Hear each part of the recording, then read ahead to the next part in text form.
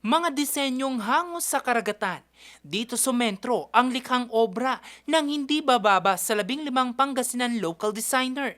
Ito'y sa kauna-unahang designers camp na project masanting ng pamalaang panalawigan.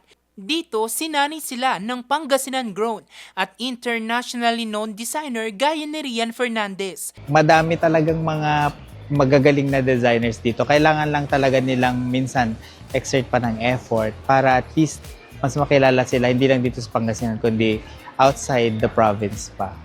Nilook forward ko yung mga outputs nila kasi ang gaganda na nung base, mga starting pa lang nila ng mga base materials at saka yung iba yung mga embellishments nila hindi pa kasi nakabit. So I'm very excited to see it's a finals night sa Limgas. Target ng pamalang panalawigan na bigyan ng pagkakataon ang mga local designers na maipakita ang galing sa paggawa ng mga gown. Ang mga obra, siya namang isusuot ng mga kandidata sa 50 edisyon ng Limgas sa Pangasinan ngayong taon. Actually, super happy kaming lahat kasi nagkaroon kami ng bagong friends and yung co-designers namin, nagkaroon kami ng fresh perspective sa aesthetic nila on paano yung atake nila. Isang platform ito sa Limgas, itong Project Masanting, para mag-grow kami as a designer, hanapin namin yung patience namin in creating output and pieces. This is a great opportunity for designers or young designers like me to enhance their skills and talents. It is both fun and there's a little bit of nervousness as well.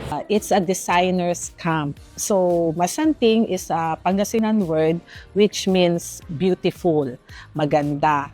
So, since we have our search for our Limgas na Pangasinan, we decided that a major component of our pageant are the designers who prepare the creative costume and the long gown. Nakatakda naman ang pre-pageant activity ng Limgas sa Pangasinan sa April 18 at Coronation Night sa April 24.